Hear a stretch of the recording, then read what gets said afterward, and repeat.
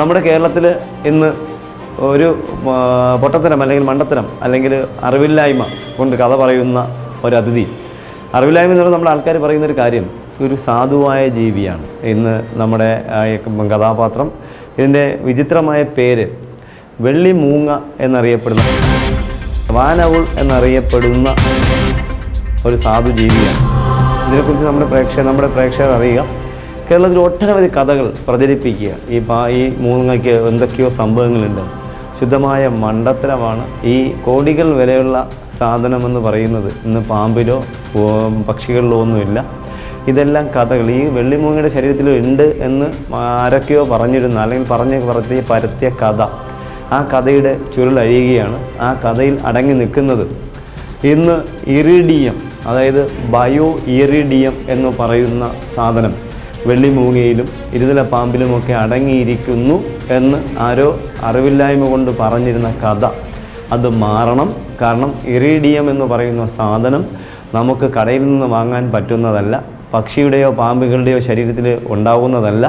അതിൻ്റെ ഒരു പ്രത്യേകത, ഇറിഡിയം എന്നാൽ ഐസോട്ടോപ്പാണ്. ഐസോട്ടോപ്പ് എന്നാൽ വെറും സാധനമല്ല. ഈ ബയോ ഇറിഡിയം എന്ന് പറയുന്നത് ഐസോട്ടോപ്പ് എന്നാൽ ന്യൂക്ലിയർ സിസ്റ്റത്തിൽ അഥവാ ആറ്റം ബോംബ് ഉണ്ടാക്കാൻ ഉപയോഗിക്കുന്നതിൽ അതിൻ്റെ ഒരു ചേരുവയാണ് ബയോ ഇറിഡിയം എന്ന് നമ്മുടെ പ്രേക്ഷകർ അറിഞ്ഞിരിക്കുക. ഈ ബയോ ഇറിഡിയം എന്ന് പറയുന്ന സാധനം ഭൂമിയിൽ മനുഷ്യൻ്റെ ശരീരത്തിലോ പാമ്പുകളുടെ ശരീരത്തിലോ പക്ഷികളുടെ ശരീരത്തിലോ മൃഗങ്ങളുടെ ശരീരത്തിലോ ഒന്നും ഫോം ചെയ്യുന്ന സാധനമല്ല എന്നുള്ള പരമമായ സത്യം നമ്മുടെ പ്രേക്ഷകർ അറിഞ്ഞിരിക്കുക. എന്തായാലും നമ്മുടെ ആദ്യത്തെ അതിഥിയെ നമുക്കൊന്ന് പരിചയപ്പെടാം.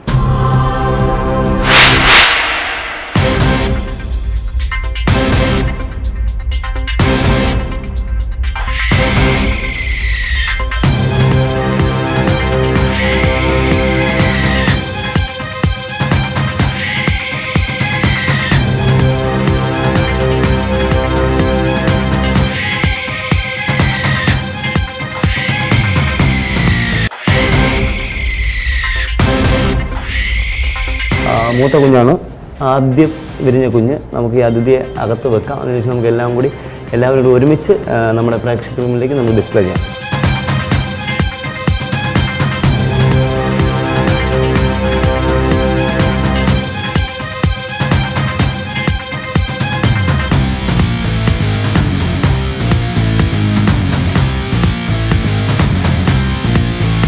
ഈ റെസ്റ്റോറൻറ്റിൻ്റെ പേര് തന്നെ ഗീതു ഇൻ്റർനാഷണൽ എന്നാണ്. ഇവിടുത്തെ നല്ലവരായ കുറേ ചെറുപ്പക്കാർ അവർ ഈ സ്മെല്ല് വന്നിട്ട് വെളിയിൽ നിന്ന് പറഞ്ഞത് ഇതിനെ എടുത്ത് കളയാനാണ് പറഞ്ഞത്. പക്ഷേ അവർ അതിനെ എടുത്ത് കളയാതെ സ്ഥാപനത്തിൻ്റെ ഒരു നല്ല മനസ്സിനുടമയായ ശ്രീമാൻ ബിജു അവറുകൾ എന്നെ ഇന്നലെ വിളിക്കേണ്ടത്. ഇപ്പം നമ്മൾ ചെയ്യേണ്ടത് ഇപ്പം തന്നെ ഇതിനെ തിരുവനന്തപുരം വഴുതക്കാട് ഫോറസ്റ്റ് ഹെഡ് ക്വാർട്ടേഴ്സിലെത്തിക്കുക. അവിടെ നിന്ന് അവരുടെ നിർദ്ദേശപ്രകാരം ഇന്നോ നാളെയോ അവർ തന്നെ തീരുമാനമെടുത്ത്, അവരുടെ നിർദ്ദേശപ്രകാരം ഞാനിപ്പോൾ ഇവിടെ എത്തിയതിന് അവർ തന്നെ തീരുമാനമെടുത്തതിനെ അതോറിറ്റി കൈമാറും. അതുവരെ ഇവർ സുഖമായിട്ട് തിരുവനന്തപുരത്ത് വഴുതക്കാട് ഫോറസ്റ്റ് ഹെഡ് ഓഫീസിലുണ്ടാവും.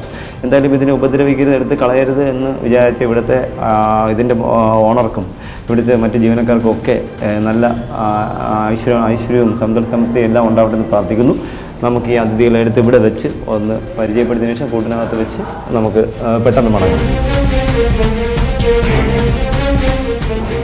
ഇതൊരു 15 ദിവസത്തിനടുത്ത് മാത്രമേ പ്രായമുള്ളൂ. പക്ഷേ ഇവരുടെ ഒരു പ്രത്യേകത, ചുണ്ട് തമ്മിൽ കടിക്കുന്ന സൗണ്ട് നമുക്ക് കേൾക്കാൻ പറ്റും. രാത്രിയൊക്കെ ഇവിടെ നിന്ന് നല്ല സൗണ്ടായിരിക്കും. ഇത് അവർക്ക് അറിയുന്ന സൗണ്ടാണ്. അപ്പോൾ നമ്മൾ പെട്ടെന്ന് കേട്ടാൽ അത് മറ്റേതെങ്കിലും ഒരു ജീവി ആണെന്ന് നമുക്ക് തോന്നും. ഇദ്ദേഹത്തിന് ഇപ്പോൾ ഏകദേശം ഒരു 15 വയസ്സിന് മുകളിൽ 15 വയസ്സ് കഴിഞ്ഞ് കാണും അദ്ദേഹം മുട്ട വിരിഞ്ഞിട്ട്. അത് കഴിഞ്ഞ് നമുക്ക്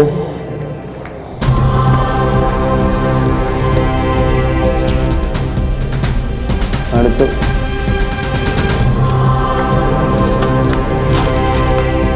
രണ്ടാമത്തെ അതിഥി അതുപോലെ തന്നെയാണ്. അദ്ദേഹത്തിനൊരു 16-17 ദിവസം ആയിക്കണം അദ്ദേഹം മുട്ടയിൽ നിന്ന് വിരിഞ്ഞിട്ട്. ഇവർക്ക് പിന്നിലേക്ക് ഇങ്ങനെ തള്ളി പോകുന്ന ഒരു പ്രവണതയാണ് ഇവരിൽ കണ്ടുവരുന്നത്. അതുപോലെ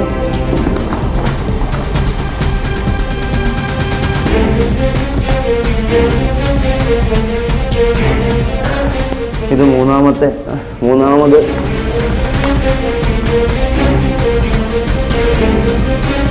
നാലാമത്തെ അതിഥി നമ്മൾ പുറത്തേക്ക് എടുക്കുകയാണ്. ഇവയ്ക്കൊരു പ്രത്യേകത ഉള്ളത്, ഈ ഒരു പക്ഷിയുടെ ഒരു പ്രത്യേകത പരന്തിനെ പോലെയാണ്.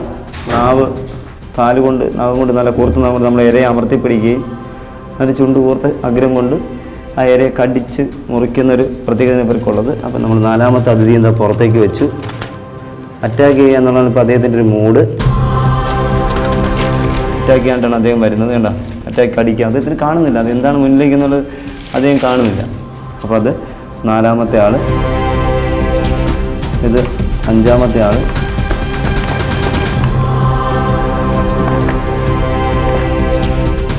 അഞ്ചാമത്തെ ആളാണ്. അദ്ദേഹവും അധികം പ്രായമുള്ളതല്ല. ഇവരെല്ലാം തമ്മിൽ 2-3 ദിവസത്തെ വ്യത്യാസം മാത്രമേ ഉള്ളൂ. ഇത് അടുത്ത ആളാണ്, 6ാമത്തെ അതിഥി. 6ാമത്തെ അതിഥി.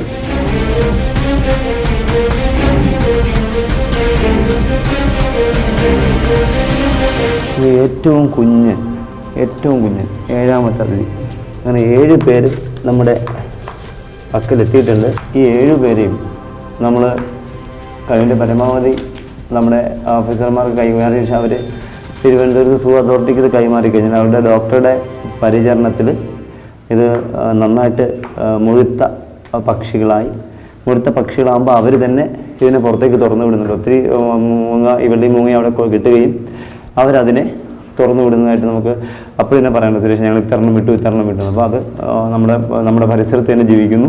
ഇതുപോലല്ല, വേറെ ഒഴിഞ്ഞ സ്ഥലമാണ്, ആൾക്കാരുടെ റൂമിനോട് ചേർന്നല്ല എങ്കിൽ അത് താനെ അവിടെ ഇരുന്ന് പോകില്ല. ഇത് അവർക്ക് ഡിസ്റ്റർബ് ആയതുകൊണ്ട് ഈ റൂമിൽ ജനൽ തുറന്നു കഴിഞ്ഞാൽ ഉടനെ ഈ സ്മെല്ലാണ് അകത്തേക്ക് അടിച്ചു കയറുക. അപ്പോൾ അതുകൊണ്ടാണ് അവരതിനെ എടുത്ത് മാറ്റി വേറെ എവിടെയും വെക്കാം എന്നാണ് പറയുന്നത്. അങ്ങനെ വെച്ചിരുന്നെങ്കിൽ ഇത് മരണപ്പെട്ടു പോയേനെ. പക്ഷേ എന്തായാലും അതിനുള്ള അവസരം നമ്മളായിട്ട് കൊടുത്തില്ല. ഇപ്പോൾ ഇവ ചീൻ്റെ ഈ തൂവലൊന്നും ഉറച്ചിട്ടില്ല.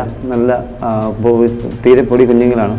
ഇനി ഇത് കുറഞ്ഞതൊരു 10-25-20 ദിവസമെങ്കിലും കഴിഞ്ഞാൽ മാത്രമേ ഒരു പറക്കാൻ തുടങ്ങുകയുള്ളൂ. അത് കഴിഞ്ഞാൽ സാധാരണ മുട്ട വിരിഞ്ഞു കഴിഞ്ഞാൽ 1 മാസം കഴിഞ്ഞതിന് ശേഷം മാത്രമേ ഇവ പറന്നു പോകാറുള്ളൂ. എങ്കിൽ മാത്രമേ അവർക്ക് എയിം ചെയ്ത് പറക്കാൻ കഴിയും. Body weight കുറയണം. കുഞ്ഞുങ്ങളായിരിക്കും ബോഡിക്ക് വെയിറ്റ് കൂടുതലാണ്. ആ വെയിറ്റ് കുറഞ്ഞാൽ മാത്രമേ ഇവയ്ക്ക് പറന്നു പോകാൻ കഴിയൂ. അങ്ങനെ ഒരു 20 ദിവസം കൂടി ഇവയെ നമ്മൾ സംരക്ഷിക്കേണ്ടതുണ്ട്.